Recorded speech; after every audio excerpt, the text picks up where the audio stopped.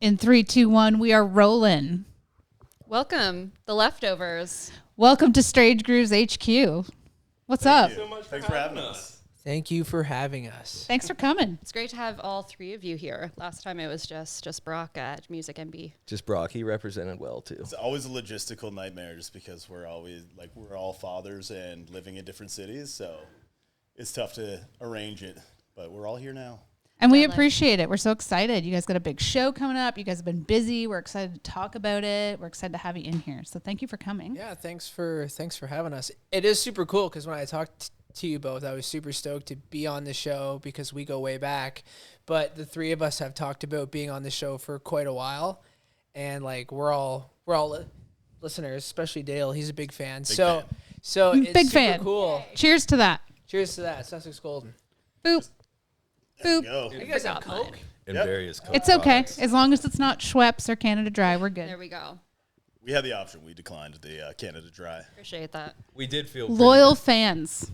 Loyal fans. You heard it here first. We did feel pretty bad coming from Sussex without Sussex Golden Ginger Ale, but We were go mostly figure. You have cases I owe and you. cases. I owe you. Well, thank you guys seriously for coming in. I know when we talked about Music New Brunswick, like Brock is always so excited to talk about the band, what you guys are doing. I love what you guys do in your sets and how much I think your work ethic really comes through from every moment I've talked to Brock about it. Like you guys record professionally. You look to do your videos professionally. Everything that you do, that you touch, seems to be really great quality. I want to talk a little bit about you guys making the band and how that all came to be and where that work ethic comes from. You go ahead. Yeah, sure. I guess the work ethic basically just comes from it's just a learning curve, nonstop too. Like our first album was a learning curve. Each music video is a learning curve. This guy has a lot of experience behind the lens, so that helps tremendously with shots and like producing scenes and everything like that. But it's just collaboration. We work with great guys like Taylor taking great photos and filming. So everything's collaborative and everything's a learning process. Yeah, we my work understand ethic that. is basically, I always just feel like I'm catching up with these guys, so I'm always on my toes and constantly challenging myself. I feel like since I've joined, I've gotten better musically, and that's just part of the work ethic is continuing to polish what we do and work at it like that, because I don't want to feel like a fool on stage or something, because these guys are That's so fair. good. So I just try to bring it every time I come, and that's where mine comes from. We always laugh because Dale was supposed to fill in for one show, and that was a year and a half ago, and he's still here. Yeah. So we always laugh. Like we'll do road trips to shows, and we're trying to pack in stuff, or like we were shooting a music video. I think it was in Alma for Calm Before the Storm, and we made Dale lay in the ocean, and it was freezing cold for one of the shots, and we're just laughing, and we're just like, that guy was only supposed to be here for one show. He pulled the short straw. Throwing me in the ocean. Now he's in the Bay of Fundy, so but yeah, Brock got a toasty fire scene. It was nice for him, I'm sure. it was.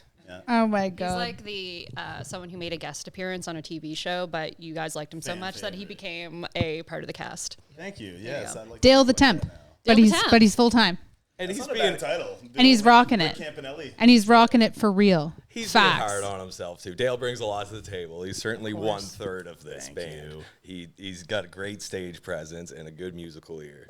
The passion is my main weapon. Okay. He's also full-time stepfather, and he plays in a pop punk cover band called The Causeway. So he's a very busy guy. Beep that out. Beep that. Oh my No, goodness. no, we don't talk. Let's talk a little bit about your musical influences a little bit, because obviously, the type of music that you guys are, I like personally, I love it. And I love instrumental, to be quite honest. I think it allows a lot of more depth to actually be heard when there's less happening. And I I guess what I'm trying to say is when you have lyrics or if you have somebody who's like a lead singer, you're usually dominated by that for attention, right? Whereas instrumental, or if you're listening to like, whether it be spa music, you can hear different things, different times, same with like through headphones. So I listen to you guys and I hear different things when I'm in my headphones. But I'm curious about your musical influences. Where did that all come from? Yeah, the instrumental thing is sort of like being lost in the woods, and then when you have a lead singer, it's like somebody paves a road. Yeah. And like it gives the audience a real good direction and like almost holding your hand. Right. Like not to be talked down about it because I love all types of music. But like influences back in high school, it probably started like grade 8 was when I got like my first guitar. And I was watching this Ozzy Osbourne documentary and Randy Rhoads was on there.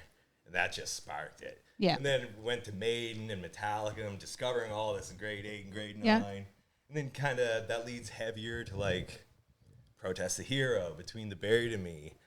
And then drift and branching from there, you find these avenues like Russian Circles and Pelican. Right. And yeah, all these other bands. Anyway, my mind's going blank on a couple of them. But that's more or less like where we like when we were in high school, where we ended up was like with those Russian Circles and like Pelican bands. And I remember when I used to make videos in high school, I'd use Russian Circle songs as like my soundtracks. Right. Which is really funny because now we're using our music to make soundtracks to the music videos that we're making. Right. So That's cool. But, I like that. But that's a lot of our influences. And I think Dale's kind of in the same pocket. Yeah. Growing up, my parents, my mom really loved like country, like 90s country, Garth Brooks, Alan Jackson, but some of the old Patsy Cline and stuff like that. We love 90s country up in here. We love it. It's a bop. And like I used to hate it. Now I kind of Rest in peace, Toby Keith.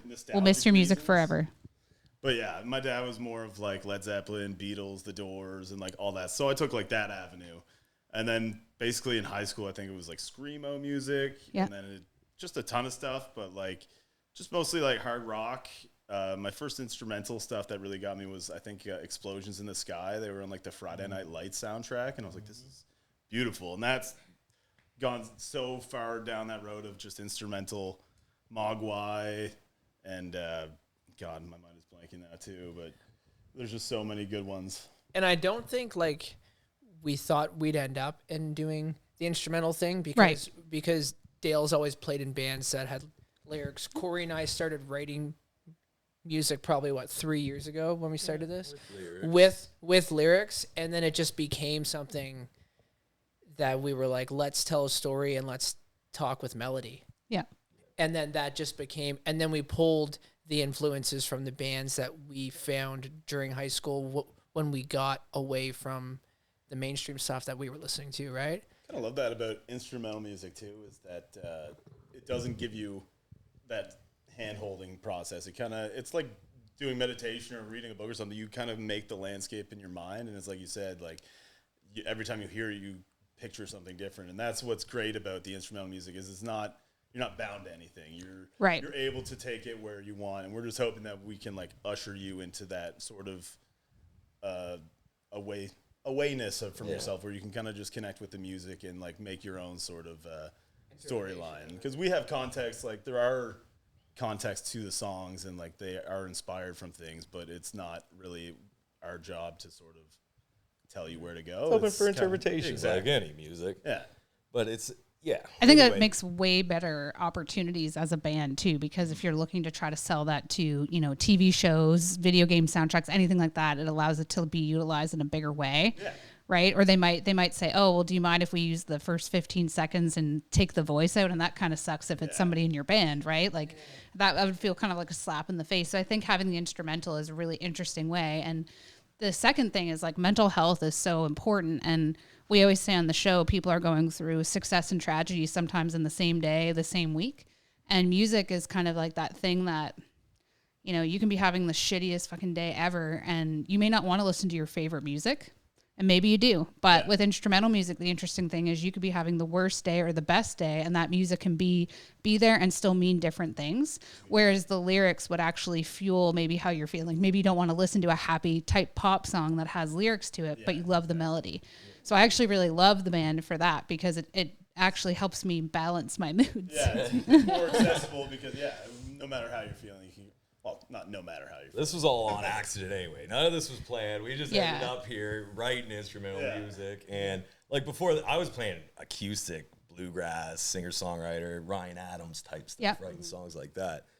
And then, the wife got me a guitar, 4 years ago now? So that's kind of when I picked up the electric again since Which high is school. wild to me because Corey's so good at guitar that it's like infuriating. Well, I played in high school. Yeah. I didn't know where I should hold it. But yeah, no, it's infuriating. Yeah. Yeah. We always wanted to be super good, like guitar players or just like musicians, but I can play a stereo. That's about it. but the podcast, it allows us to have that that avenue, right? So if you ever need somebody to go, or like something in the background, we can do that. We might. Last time we talked, We had a guy do chimes. Just a We We can. could probably do the tambourine, maybe the spoons. I don't know. Yeah, We'd have to we do a have rhythm one check. recording session left. We'll get Seal noises. we'll get Strange Grooves in to do some. We'll get some doo-wop or something going. That's what we talked about. Barbershop Right. quartet. But yeah, it's pretty crazy too because it just like wasn't something that was planned. And I talk to people after shows sometimes, and they'll like ask like, "What does that song mean?" And I talk to them. This happened last weekend actually at Zeros in Moncton, and I told them kind of why we wrote it for us, and they're like, "We did not pick that up." They're like, "We think something totally different." And then I Right. was like, Yeah. that's exactly why we do Yeah. what we do, right? Because they interpreted the way that the song felt tempo wise and the melody completely different to what we actually wrote it for, right? So It's great because you always just want people to connect with anything that you're doing. So if they say that, oh, like I interpreted that different, it's like great that you're interacting with it. It's not just something that you're, Right. washing over you. And, that's fine too if you just listen to music like that. But it's great when people get into it. I love that. That kind of brings up a funny point. It's like, imagine, like being, whatever rock star and somebody coming up and be like, when you said this lyric, I really understood what you were going through, but they're just like, I didn't feel that way at all. It's like, what are you talking? And like, that's the kind of the joy of interpretation, like you were saying. And yeah, this changed my life. When you said this lyric like this, I knew what you were going through. We were saying that because Wade from Alexa on Fire is Yeah. doing an emo night set. Yeah, And next I was week. like, I'm going to be the annoying guy. Like, you changed my My life. life. Yeah, I fucking love you. Bob Dylan. Yeah. It's like, Yeah. I don't know what you're talking about. No, but it is wild that he'll be there playing a bar like on a random night. You know what I mean? And And it's just on Monday. yeah, I know. I've been asking her to maybe go up during the day and maybe just see like the small show and and going to City in Color. and just just lurk around because we don't really want to drive home at 3 His in the whole morning. project was called Black Lungs, wasn't it? Like Yeah, yeah. So he was doing that stuff. yeah, He's got a new one called Doom's Children. yeah, which and is they're amazing. awesome. Yeah, Okay, nice. It's like punk, psychedelic. yeah. Yeah, I mean, Alexis on Fire was big. And They and were isn't pumping it stuff. funny? You mentioned grade 8, grade 9, and isn't it funny? If we look back to that, 20 years ago, like those bands now are headlining shows again. Like Alexis on Fire, Blink-182 are headlining shows. Those 20-year-olds. I'm trying to win Creed tickets on the radio. Las Vegas or on an emo cruise or whatever they're doing. What now. year is it? I literally made a post the other day. I tried for 3 days to win Creed tickets. And people thought I was joking. I wasn't joking. I still want to Dead go. serious. They're playing Bangor with 3 doors down. It's going to be a baller show. I'd be there just crying. I'd just be like, oh my God. Be like, you changed my life. Yeah, Human Clay and Weather. Those were just staples. You had to have them. Right? And people who say the opposite, fuck yourselves. Yeah. I know you love it and you sing it when it comes on, when all your friends are around and not around. So don't say You you don't didn't like lay them. on a dander carpet listening to those records. I don't want to talk to you. Well, I guess this is it for me then. Bubba, This was the final straw for Dale. He's not temporary anymore. He's gone. Oh my we'll God. get you on the creek. Well, yeah, isn't that funny though? Because we always say too, like the music that we kind of discover when we're in middle school, high school, we always end up loving it so much more in our 30s, right? It comes back, and what are you guys listening to like in your day to day? Like, what do you listen to that you like love today? Today, On last the Beatles. I Yeah? have been on a huge Beatles kick. It's one of those bands like everybody's heard the Beatles, but I've never like listened to the Beatles. Yeah. Because I've always been like, are they really that good? And so, yeah. Yes. Yeah, they were my gateway. I remember I first started listening to the Beatles in grade 6, Yeah. and they were that's where I discovered literally everything else, like the Doors, Zeppelin, Bob Dylan, like all those. Yeah. And And then I had this long phase where I didn't listen to them for a long time. Always loved them, and then actually this year as well, like I started just putting on their greatest hits, and I'm like, man, they were good. They were good. Man, they were good. It's just like a shot of just all their hits, and it's just perfect. To me, there's the Beatles, and then there's everybody else. Yeah. And it took me a while to get into them because before I was like a Stones guy. Like I love the imagery of like just a dive bar and shitty carpet and smoking cigarettes and what's on the jukebox. Who would you rather have your daughter date, a Beatle or a Rolling Stone? It was always the Beatles. Yeah, maybe that's what happened. I had a daughter, and, then you're like, But they were little rough. English They would folk. beat up the Rolling Stones for sure. These English guys. Yeah, I don't know. Maybe not Keith Richards. But have you listened to your thoughts on, this is a question for all of you, the final Beatles song that came out a few months back? Was that the one with the Now and Then? the AI kind Yeah. of voice? I watched the music video for it. It was like, I liked it a lot. We actually talked about it on one of our drives to Jam. I did like it, but it was just strange. It's like a strange new way of doing music. And the music video itself, for me, like visually, had all the old Beatles in it, and then like where they are now, and then it combined a lot, and then you also had John's voice a lot through there. It was just like an interesting concept. I liked it though. Yeah. I really like the song. I just hate like the ethics behind it because It was strange. but the now Beatles you have are to think strange. about it because I think George Harrison, or I read somewhere that like his estate said that he wasn't happy with what he had done on that session, so he never wanted it released. John Lennon possibly wasn't like finished it, like they were doing it, and they extracted his voice like with that thing. So it's a great song, but it's just like a Beatles song with an asterisk, you know? It's just like, were we supposed to get it? I'm glad we did, but it's just like, That's the thing with like a lot of re-releases, like of, I think Tupac, for example, how many of like post, death records he's had come out, and you're like, would these people want that stuff out there? There's a reason why they didn't demos release are, it. like, buried away. Yeah, and it's like we appreciate it as fans, and their estates put it You out just want for content various from reasons. your favorite artist, Yeah, as much as you can. and get. there's of course the financial part of it too, I'm sure, but it's you kind of wonder like, if they were still around, what would I they? hope it's not the financial thing. None of those guys are hurting. No, but I'm thinking in terms of like certain. Different artists, absolutely. Yeah.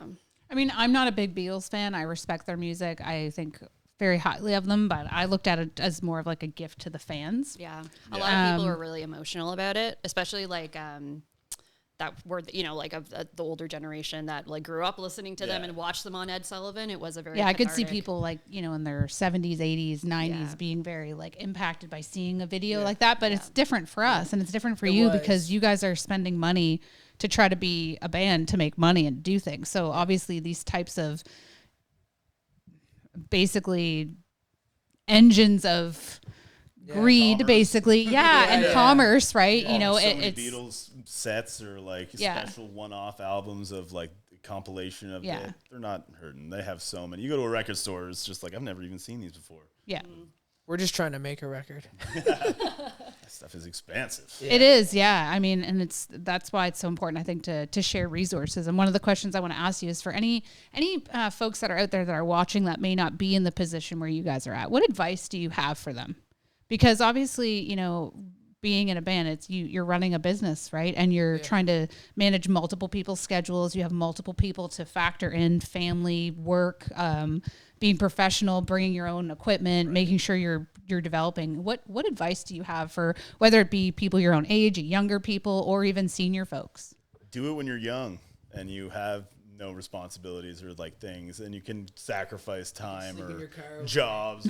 Like I was in a band when I was 20. I didn't like fully commit and go on tour or everything, but like it was so fun to do it, and like the scene at the time was more prolific or like more around. There was just more stuff going on, and my advice is just like, if you want to be part of the scene, then just be part of the scene and just go to shows, meet people, find people with similar interests. You're at a show for a prog rock band, but you see a buddy there with a Slayer shirt and be like, hey, I like to play metal music. And then, you never know what will happen. So like, it's just the connections that you make along the way, and how because like I never knew these guys, but I played in a band and he knew a guy that knew a guy, and I got in touch, or he got in touch. And yeah, he came to one of our shows. Yeah. So it's just, my advice to just be like, I don't know, other than do it when you're young, is to just keep working at it, because that's good advice. there's always so much to do and there's not enough time. So yeah, they're just keep working at cliches it. for a reason, right? Yeah. That consistency and do it because you like it. Like, Yeah. if we didn't like it, there's no way we would have made it this Yeah. far. Exactly. Split the work up. You know, don't overdo it. I know Brock tries to take it all on himself sometimes, and he just needs to reach out, and we could Can relate. spread the workload, right? Like, Can relate. Marketing guys. I'm such a boomer with that stuff. I can't Can relate. help at all. I need one of those moving GIFs in my Instagram stories. Somebody help me. and like, don't. There's so much comparison going on in today's world, Yeah. like especially with young people. I know, like, that they just kick themselves before they even get going. Yeah. And they like you see these people online on Instagram play guitar. It's like, Flawlessly. what is going on? Or play whatever. Beautiful stuff. You don't know what's happening behind the scenes, but you start to compare yourself and then you don't even get going. Have So a bad phase. Have a phase where you're going to be really bad and it'll be fun and you'll look back on it and laugh because that's some of my fondest memories. Is like, Well, if you we can know we were play- making bad music in my mom's friend's basement, but we know we had a great Right. time. And There was never a time where I thought when Alexis on Fire came out that they'd be as big as they were. Because I thought they would be incredibly niche and for weirdos like me and that they would never be playing arenas and going all over the world. I never would have they thought were that. actually my like spark into heavy music was watching the video come on Much Music for what's that pulmonary archery. Yeah. And it's just a really slow intro and them in the house jamming. And then when it comes in and they scream, I was just like, it was like somebody hit me with a gut punch. And that was my, so I think a lot of people felt something like that when Alexis came out. crisis for me of theirs was Unreal. We're also revisiting music at a later point in life too, right? Because Corey was doing acoustic. Right. I had sold my last drum kit when I was in university for beer money, and that was like 8 years ago. I think it was like 8 or 9 years ago. And then I picked the drums back up when we started jamming again during COVID. Yeah. And then so it's kind of strange to get back into it when we're a little older. Like we're outside of our 20s now. So we play with a lot of bands who are younger and you see the drive in them. And like I always make that joke that like you can just sleep in your car overnight in like a foreign city. See, we can't do that. You don't anymore want 'cause We to. have back problems. And you don't, but you don't want to. Could, but we wouldn't. No. But it's also, it's kind of neat to revisit it because we have a new like outlook on it as well. Yeah. So, and I would tell people to, not be afraid just because you might be in your 30s or 40s doesn't mean you can't go out and play a show. Right. Why? Like, I'd even argue to say that the time that you do make is more intentional and it's probably Exactly. better Yeah, quality because it's like if you're Yeah. taking time to like leave your family or to leave work to come try a jam, little bit. you don't want to just, fuck around and not have anything out of it. yeah. Right. And I 'Cause- think that's why last year for us was a big year Yeah. because we put our heads down and kind of worked away at it. Like Dale had to learn a lot of songs when he came in. We recorded a whole record. Then we ended up doing 2 more singles. And then we did like Music and B stuff and toured around and played shows. And it just kind of all Couple happened. music videos. mixed Couple in. music videos. yeah, So like that's great. I talked to my fiance Laura about it quite a bit where I'm just like, she's like, you guys did a lot in 12 months, but when you're like in the middle of it, you don't really think of that. It's always what's next. It's 100% what's next. And I feel like kind of honing in on what's happening right now is tough to do, especially when like you want to do like the next song or the next show. Or I get antsy because I got material. Like, You're like, let's He is go. full to the brim with Like- material Yeah. that he's just waiting to release, and it's just like we got to sit on it. we Yeah. have a 15-minute epic we're recording next, but it's split up in 2. yeah, that's the last recording session that we have for our new record. It's a 15-minute epic that he's been sitting on for like a very long time, and we're just still like in the talks of how are we gonna structure it and record it. But I mean that's also part of it too, is like not being afraid to put out music. I think too that you're not sure people will like or won't like. We didn't know how people were gonna respond to what we wrote, what he wrote, and what we did, right? And like we have people walk up to us after every show and they're just like, that was amazing. That's what I've been looking for. And we're like, oh, okay. Well, even when we've seen you guys, like I'm not just saying this, and if you haven't seen the band, make sure you get out and see them. But like I think everybody's looking for more of an experience now. Everybody can go out to any other city and go see a wicked band in some amazing bar, right? Hopefully. But at the same time, like that's when people are on their phones, they're yelling and screaming across at each other. And like, meanwhile, a band's trying to play. It could be a nice jazz band. It could be a singer-songwriter. It could be an amazing rock band. People don't care. But if you put a little bit of effort into how you curate it, which you guys do, you really put it into your stage, you put it into how your lights are, you really are very intentional with it. And it's almost like as soon as it happens, I seen people at one of the Wasted Day shows. I seen people as soon as like the lights came on, people just like went up and they were just like, it was just like, you know, and that's what you want. People move around a lot at our shows. They kind of stand and stare because they don't know when it's going to stop or start or end or like anything. We keep them on their toes. We played Halifax and like it was a heavier show and like people were like moshing and like headbanging and like hollering and then we came on and people were just like standing there staring, watching, but we knew that they liked it because they obviously went nuts when the songs were over. But it was so funny to look up and there's just like a sea of people, but they're all like, It got me self-conscious. I feel like I need to write a groove now. Just like a 10-minute groove. Yeah. Get someone to move a little bit. But I think that that's an anomaly that not a lot of bands get. I really do. And I think that's what makes you guys a little bit different than a lot of other people. And, you know, for a lot of the bands that we look to work with, or even just, you know, that we're doing interviews with, it's like, what do you guys want to do to actually work towards the goals you're working on and make them more attainable? And if you find 2 or 3 things that you can spend a couple hours on a week or during the day, you'll normally see that needle move forward. And, you know, whether it be vinyl or, you know, setting up shows, there are people in the industry like within Music New Brunswick or people that live here in the region that just want to help. Yeah. And like, that's so important. I think we've learned that in our age, like, you know, it's so important to ask for help and to say, hey, do you know someone that can get us a vinyl order faster than what we're being quoted? Do you know someone that can get us a show? We're in town and something fell through and we're going to be here for 2 days. It's important to kind of have that ecosystem. And like, I think that's find out that those systems like exist. Like that's like I said, networking at shows or anything like that. Because I was in a band when I was 20 and we put out an album. We did a mini tour. We had no idea about any government incentives or anything like that. So you're just doing it and funding it and hope for the best. You know, hope that guy from Toronto's here. You're gonna hear our sound. It's like Wayne's World when they find Cassandra and they're just like, we're going to be playing it at the right time and the satellite will come down. Right. Oh my God. Our stage image is something we're going to work on a little bit, I think, in the coming like months once we get this recording done. It's been a whirlwind. It's hard to get everything on board. It's like, are we going to get outfits all together? I was about to say, I'm like, are you guys getting outfits? Well, we talked about it. Rush kimonos. Come on, bring back the white kimonos. There's just a fine line, you know? There's like, we're 30.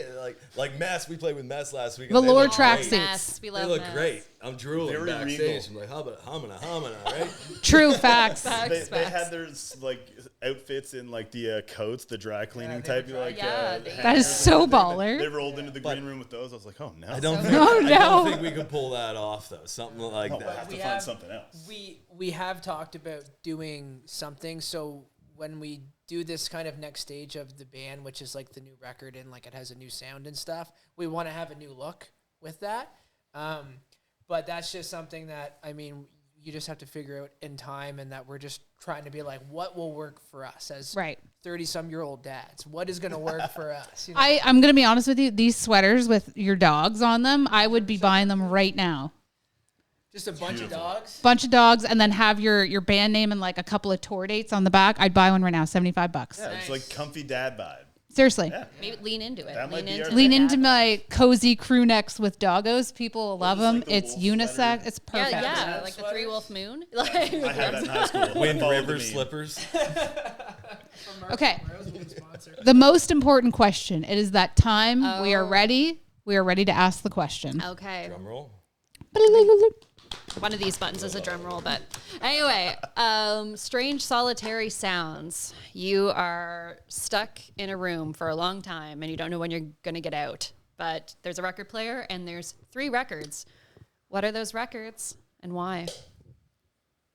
Me first? Yeah, I need time to think about this. Nope.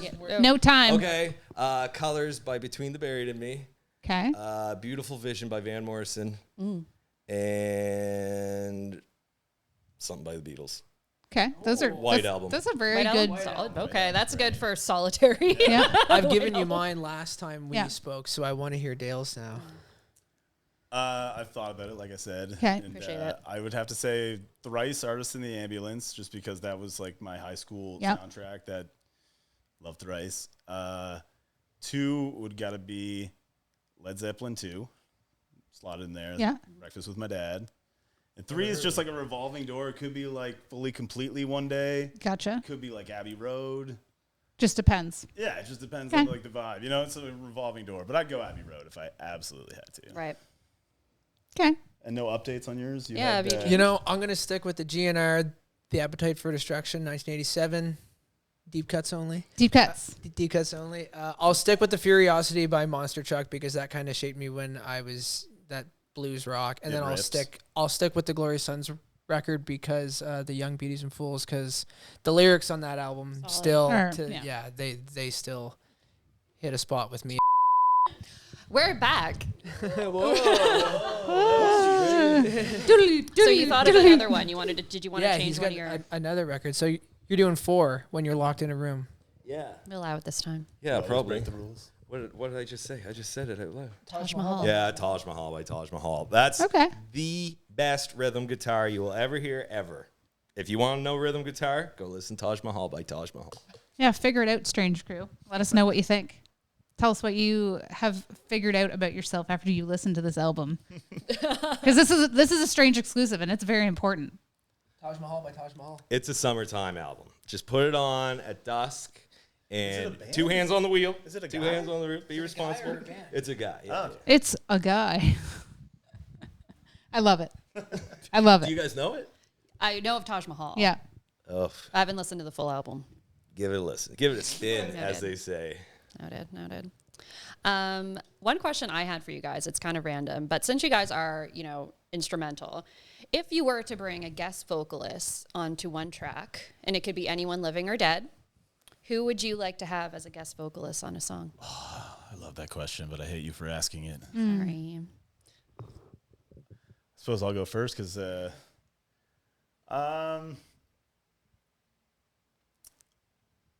I can't go first. I can't think of anybody right now. Alive or dead? Alive or dead? Prime James Brown. Okay. That'd be sexy. You would have Yeah. to really make a sexy groove for would James be- Brown. That'd be Not mad. amazing. He would tell me what to do. Yeah. You Is work that for what James Corey's Brown. looking for? James Brown don't work for nobody. Yeah. That's so funny. Oh my god. I could just see your know. the lights coming up, and then he's just ready to go, and Go, you guys right. got the jumpsuits ready to go. Get my jacket. Quit messing around. Oh my God. I'm dying. That interview of him where they're asking about I think it was he beat his wife or something like that, and he was clearly drunk or Why something. you Oh, gotta no. break it down? It was hilarious. Wow. Anyways, sorry. When to bring- keeping it real goes wrong. Truly. Living in America. That's the one. Yeah. Okay. All right. That's a good next? question. I don't know. You know what? I'd put Scott Stapp from Creed. Fucking Oh. right. Yeah. Friggin' Yes. record. You know what? Speaking of Creed, I feel like he would crush one of our songs. Oh man, yeah. Tag him in this. Yeah. Tag He's him on in this. TikTok Scott, now. when He you're done is. on your He's reunion everywhere. tour, come He's then be- expensive. Even on Cameo, he's $500. on Cameo, $500. Yeah, he's more expensive than Hey, Ric everybody, Flair. happy birthday. No, Happy seriously. I love that. Compare the benchmark is He's more expensive than Snoop Dogg. I love you, Scott, but Wow. seriously, check it out. Figure it out. I can't buy your cameos. You know what? Maybe No, he's but got seriously. I got Mick Foley for $160, and I'll get him all day before I spend $505 on Scott. Dude, Love might be cheaper. He gave me all free. Why are you kidding me? I'm serious. Oh my god, I might look into that. Yeah, it was awesome. Yeah, mine would be Scott Stapp for Okay. sure. I'm think. just gonna say Van Morrison Oh, that'd be Yeah. good to too. myself because Yeah. I think he added a lot of really cool Okay. melody lines. He I like just that. does what he That'd be wants good. to. I was just thinking. Therese said Bob Dylan is one of your faves. Can you imagine Bob Dylan on one of our?